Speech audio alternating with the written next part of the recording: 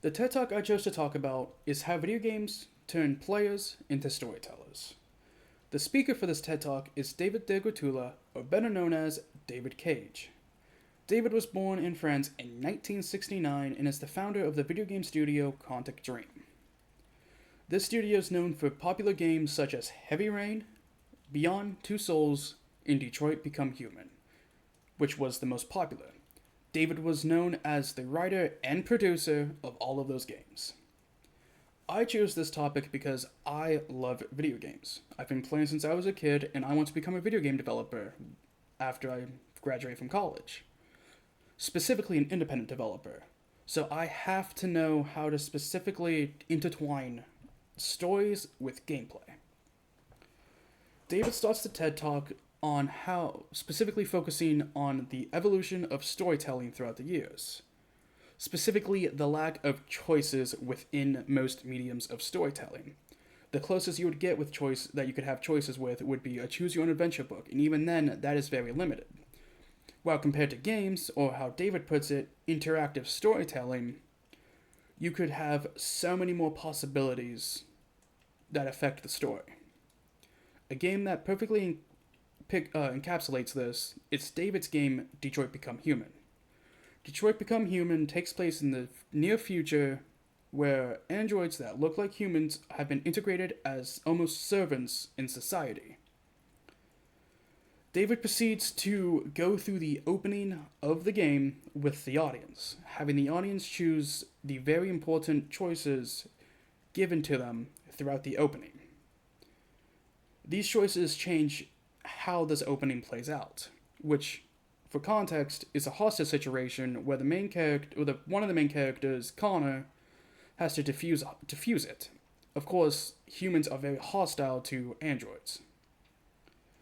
This opening segment alone has about 5 to 6 different variations on how it could all play out, which are determined by the choices you make throughout the opening. The TED Talk audience does unfortunately go through the route where things go south. David then uses this as an opportunity to emphasize just how impactful interactive storytelling can be. Because in the end, it was your choices that made the outcome what it was. Sure, it had a already predetermined storyline, but the storyline was still dictated by player choices. Compared to a normal movie script, for example, which could be 4 to 5 pages of scripts, the script for Detroit Become Human was stated to have about 3,000 to 6,000 pages. All because they had to account for every possible choice they gave the player. And again, every one of those choices made a difference to the story. A couple questions I would love to ask David would be, first of all, why did he choose what he calls interactive storytellings as his main medium of storytelling? While yes, he's able to show what he wants more correctly through interactive storytelling, it's not, at the time of the game's release, it was not nearly as widespread as it is now. So him in the studio probably would have made more money if it was a book or a movie. Yet they chose a video game. And I'm kind of curious on why. Alongside that, I want to know why he thinks video games or interactive storytelling like VR and such is as effective as it is, especially compared to other popular mediums like books and movies. I do agree with the stance of it is effective, of course, because of my dream to be a video game developer, but movies and books are still just as effective.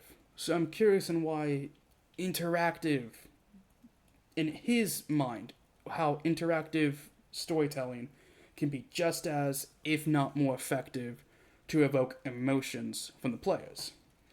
Finally, I would love to see the inspirations behind Detroit Become Human.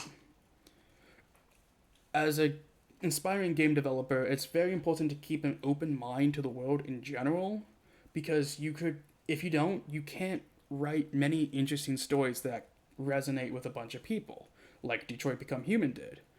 And it was only able to do so through its interactive storytelling. So I'm really curious on his inspirations on not only making an interactive storytelling, but the game story in itself.